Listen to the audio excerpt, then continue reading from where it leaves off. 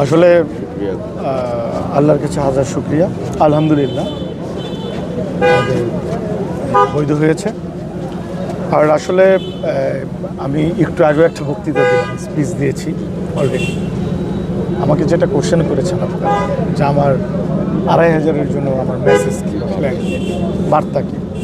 তো আসলে ২৫০০-এর জন্য আমি যে মেসেজ, আপনি যদি বলেন আমি ২৫০০-এর সাথে ছিলাম এই বিগত ১৭ বছর আন্দোলন সংগ্রাম, গণতান্ত্রিক যে আন্দোলন হয়েছিল জননেতা তারেক রহমানের নেতৃত্বে, সেই আন্দোলনের প্রত্যেকটি স্টেপে আমি ছিলাম। আমি কোনোদিন পিছ পড়িনি। আমি ২৫০০ জনগণকে দেখে আমি কখনো যাইনি। আমি তাদের সাথেই ছিলাম, তাদের পাশেই ছিলাম। তাদের দুঃখ দুর্দশা, তাদের প্রবলেম সমস্যা আমার ক্যাপাসিটি থেকে সর্বোচ্চ আমি চেষ্টা করেছি তাদের পাশে। এবং আমি জেল কেটেছি, আপনারা জানেন বেশ কয়েকবার জেল কেটেছি, হ্যারাসমেন্ট হয়েছে, আমার ফ্যামিলির টোটাল বডি হ্যারাসমেন্ট হয়েছে। তো আপনার মিডিয়া ব্যক্তিত্বটা যদি দেখেন, যেমন আমি 14-15-তে যখন যুবদলের আন্তর্জাতিক সম্পাদক ছিলাম, তখন আন্দোলন সংগ্রামে আপনারা কিন্তু আপনার ইটিভির আপনি আছেন, আপনার ইটিভির ক্যামেরাও কিন্তু ভেঙে দিয়েছিল ২৫০০ থেকে।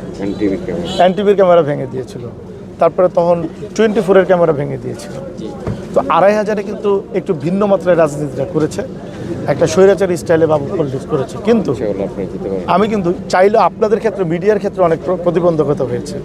তাহলে আপনারা বোঝেন নেতাকর্মীদের অবস্থা কিছু না। কিন্তু আমি কিন্তু ছিলাম, আপনারা কেউ বলতে পারবেন না যে না আজাদ একদিনের জন্য ছিল না। আমি তাদের সাথেই ছিলাম, যেহেতু দুঃসময় তাদের সাথে ছিলাম, সো আমি তাদের সাথে আছি, ছিলাম এবং থাকবো ইনশাল্লাহ।